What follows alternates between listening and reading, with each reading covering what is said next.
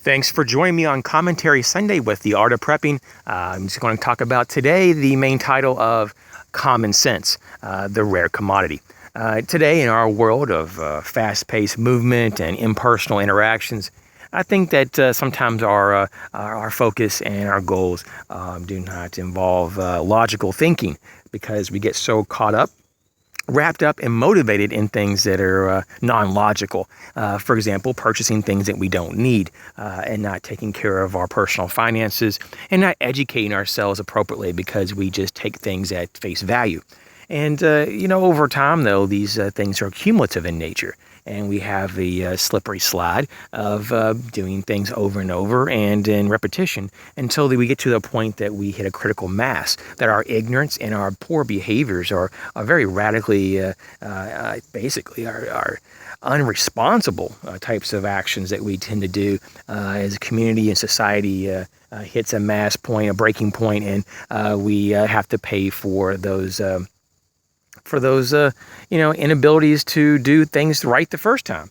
And so we have to make it up and pay the piper, if you will. And so this is just talking about, when we have certain things that we need to be responsible for. And I think that's my main harp today is not everybody pays their bills. Not everybody has a budget. Not everybody knows what they need to do the next day. People just act like they're just in la la land. They're just in a fog. And yes, there's a lot of hustle and bustle. And depending on where you live, it might be a faster paced environment than others. Where I live, it's moderately slow paced and more personable because I live in a more rural area than I used to live. And when I used to live in a much larger city, I saw quite a bit more of more impersonal stuff. Especially if you lived right next to a person, maybe your neighbor. It wasn't like that unusual. You didn't know your neighbor. For one, they were always gone, and they're always just trying to make a dollar. And they didn't even sometimes have the time to enjoy their home or to even relax. And I kind of always wondered if there were studies out there. There probably are. I haven't looked into it. Just a life expectancy of people who live in the country and their level of happiness versus people in the city and their life expectancy and how happy they are. I just can't help but to think, though, that there's a lot more peace of mind. Just for example, where I live, much more calm, much more quiet, much more in tune with nature. And so for me, this conversation of common sense is that it's better for my health. It may not be for everyone, and it certainly probably isn't. Some people are much more extroverted than I am. Some people are they just live to be around other people. And if that's how you are, that's fine. Then maybe you are a suburbanite or an urbanite or whatever it is. But for a lot of people, though, it goes beyond just your living choices because, you start to affect others in lots of ways when you're not responsible. Common sense is about, being aware of your surroundings and using logic to decode your needs and how to be a responsible person, in my definition. And how do you go about living efficiently? How do you make, sense of things, and how do you make decisions that are going to have long-term positive outcomes? This is something that is not talked about a lot. I'm not saying we should go so far to have a whole class in high school dedicated on common sense, but any more days these days, you almost wonder if you should. You almost wonder if you have to just set people down and go, okay, when you become an adult, when they're like in high school, you got to pay your bills. And this is the kind of bills you're going to get. These are the responsibilities you're going to have, especially if you have children. And if you go into a legal contract and get married, then there are certain things, there's obligations. And if you don't want to be married anymore, these are the outcomes. I mean, we all pretty much think we know, and then people are so shocked, that, the relationship isn't worked out. And it's like just a few years later after you got married, and you're just like, now you've got to go through all this legal stuff. And it's just shocking that people are just like in shock. Well, what do you expect? You entered into a legal contract, that everything that you guys have are, considered one entity, And so if you're into marriage and if you're into this tradition, so be it.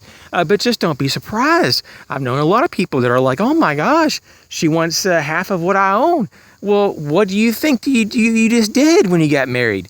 And so there's no common sense. Just like when people buy expensive vehicles, and they get their monthly payment, it's like, well, didn't you even inquire about that? Didn't you even see that in your paperwork of what your monthly payment was going to be? How could you even avoided that knowledge? Just like people go to school, especially go to college, and they put everything on student loans. God help us.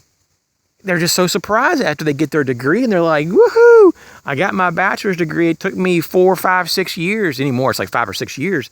And because people don't take a full class load, I don't know why, they just don't. I guess it's just they're wanting to have the college experience, but they're sure paying for it. And they get their bill, and it's like more than their car payment. Sometimes it's twice as their car payment on a nice car. Maybe it's a new car, and it's like anymore. It's nothing to hear about student loan payments. $400 to $800 a month. Seriously, I actually know people after all these years of being out of college. Okay, I can tell you that they're still paying on their student loans. And they're still outrageous, the balance that they owe. And I'm not knocking on my friends, and I'm not knocking on people, but in a way I am kind of saying, hey, what the hell are you doing? What were you thinking? Why did you think it was so important to actually put everything on credit? Because that's what you did. I mean, wouldn't other people tell you that you were crazy if you put tens and tens of thousands, maybe even hundreds of thousands of dollars on a credit card just because you could? And you just say, well, it's for my education. I just don't think so. I think you'd be a little bit batty in the head. At least that's how I look at it. It's not logical, insane. I would rather you go ahead and break that up and go to 1 year college and then take a year off, work, and then go back. Now, of course, the statistics show that when you leave college, there's a high probability you won't ever go back. But if you're dedicated, you'll go back, And so it's one of those things. It's one of those things, people, that I really kind of shake my head that all these problems that people make for themselves, they're just kind of like in shock that it happened. When they're actively making the mess on an ongoing basis, like college, college debt in particular, which is horrendous these days. So, and then you look at the statistics and you're like, man, all these college grads can't even get jobs. All these college people can't even find a part of their industry to work in. Or their degrees are so hokey pokey and non-useful that they're just like, whatever. It's one of those things that it really makes you shake your head, because you're like, wow, did you not have any forethought of why you were going to college and what you were going to do? And so do you want to have a car payment or 2 car payments, the size of 2 car payments? I mean, I know people that it's just unbelievable. I mean, all I can say is just that these loans are just, they can get you for 10, 20, even 30 years later that you can still be paying on it. And just think about this. It's not only just the money you borrowed, it's the interest. Just like when you buy a house, it's not just that you borrow that much money to begin with. You've got massive amounts of interest that you're paying just to have that house. So it's not like, let's just say for simple math, that on a 30-year mortgage, for example, it's like, okay, you borrowed $100,000. Let's just say you got a starter home. And it's a fixer-upper, and you get a $100,000 home, okay? In 30 years, if you don't try to knock that out quick and put extra payments on the principal, I mean, that sucker, you could literally, depending on, of course, your interest rate, you could actually, have paid double for that home just because of the interest rates. I mean, I've known people who've actually paid more than double after they got done with all that because they didn't want to pay any extra. Now that, my friends, is not using common sense. Wouldn't you rather just live in a cardboard box or live in a really dinky little studio apartment? I know I would, until I saved up enough to make a substantial down payment, or just to pay it all all up front. Of course, I mean, even if you wanted to get a cheaper home, I would rather even get a piece of land and have a trailer and live there for 10, 20 years and save up to the point and actually build my home. That's just how I would view it. There's no reason to get all this overhead in your life. And that's what I'm really wanting to talk about more than anything in this video, that common sense and the lack thereof, really, that has caused more overhead in people's financial problems than I've ever seen ever. And it's getting worse. Now, you do have shows like Dave Ramsey and others that are actually kind of trying to wake people up. I'm not totally on board with everything Dave Ramsey says. I think that, he has a fairly good message. I don't like how he kind of goes about certain things, but overall, I'd have to say that, he has a fundamental and foundation type of system that does work for most people, especially if you follow it. I think that some of it might be just a little over the top, but that's just because you have to either be strict or not strict. And so he says, if you have this many problems with finances and you have to take my advice, then you're going to be strict all the way through. So there's not less chances for you to wiggle waggle, and fall off the boat, if you will, and have to start over.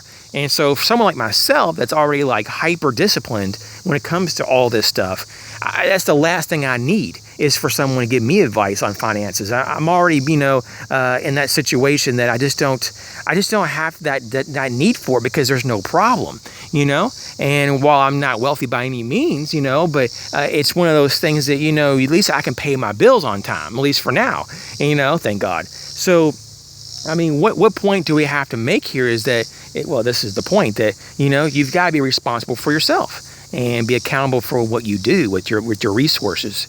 So in closing, though, I just want to talk, and I'm not badgering people who do the Jenny Craig thing or other type of programs that you pay a company to monitor your weight and have a support group and hold your hand or whatever's going on. And I'm not trying to belittle it, but I actually know people firsthand that do this. And I don't know how much they pay, and hopefully it's not very much, because I don't think the service is worth much. And they do typically lose a little bit of weight. Some of it, probably a large amount of it's just water weight. And then, of course, they have to buy their products, the Jenny Craig meals, basically like TV dinners, fancy TV dinners. They have all the little specs on there and the numbers, the little you calorie count this and all that. I'm not so much against calorie counting, but I'm so much against all this packaged, processed food, all this garbage food. Why can't you just teach the people, if they actually taught real nutrition and real weight loss, that, I guess they wouldn't have a business, because they would say, hey, go out and eat some real food, stay away from all the garbage, like the things that we sell, and you'll lose it eventually. Just do a little exercise, eat well, then the fat will come right off. Oh, you can't do that. You have to buy all their packaged food and processed garbage. Now, with that being said, though, I just shake my head, because it's like, if you seriously have to pay someone to keep you accountable and all this, I guess that at least you're being honest, So it's like, getting a personal trainer. Maybe you just need that to get in better shape. So, I kind of understand that. But seriously, the common sense aspect is, why don't you just have a little bit more, a little more motivation and self-respect to take care of yourself? And if you do that, not only do you save time and money, from the whole process, you'll actually have life lessons. And those lessons can be learned by starting out to research why the hell you're overweight to begin with. Or why do you need to go and pay someone? There could be a lot of emotional problems, or maybe you're fighting depression. Well, what the hell is causing that? Research that first. Get help there first. And then you can look at your financials and say, hey, I can't really afford all this Jenny Craig crap. So I need to cut that out. So when you do that, you figure out a replacement, which is, what does it mean to eat real food? What does it mean to not eat processed food? Because these particular people that I'm talking about that are on these programs and they pay other people so they can be accountable to lose a couple pounds a month or whatever, and they think it's so great, is so ridiculous, because they're eating garbage still. They're still eating garbage. Why don't you just eat real food? So, what do you guys think about this crap? I'm just yakking over here because it's just so frustrating to think that people really think they're doing a really good thing for themselves by doing, just kind of giving into all these little ploys and all these little business marketing, products. And, if you ate real food, your body would have been satisfied a long time ago. It wouldn't have the inclination to be hungry, because all the nutrients that it needs is now satisfied. That's the whole reason. When you're full and you feel like you're not wanting any more food, it's because your body senses that it has enough nutrients to fulfill its needs. And when you're hungry every couple hours after you eat, because the food that you ate isn't full of nutrients, And so it's not that you don't have enough calories or bulk in your body. You probably have maybe too much. But the real problem is that you don't have enough calories. And when you don't have enough, not calories, nutrients. And when you don't have enough nutrients, your body's always going to say it's hungry. And it'll keep on wanting you to eat in the hopes that it'll get the nutrients it needs. So calories is always something that we can say that can be somewhat of an enemy for people who don't eat well. That is a big problem because your body's going to have a hard time trying to burn it up. And if it can't burn it up, it has to store it. So that's why a lot of people get fat, is because they're always in the search for nutrients and they're not eating nutrition or nutrient-rich foods. And so they're constantly packing away calories in the hope of finding nutrients. And you never will when all you eat is garbage. So just stop eating the garbage. You'll eat less because you're satisfied and the weight burns off. In a lot of cases, you don't even have to exercise. Of course, I'm a proponent for being, somewhat mobile and be, not to be sedentary. But I'm not saying you always have to go out and, do 5 miles of jogging every day and lift 300 pounds like 400 times in the morning. I mean, I don't know if that might be a little excessive. Sometimes just being, active is the key word. Number 2, eating well. Number 3, getting good sleep. Number 4, staying hydrated. And number 5, make sure you have supplements. So just in case some of the food you eat doesn't really have the whole full range of nutrients, that you have it covered. And with that, I wish everyone well. Thanks for joining me on Commentary Sunday. Catch you later.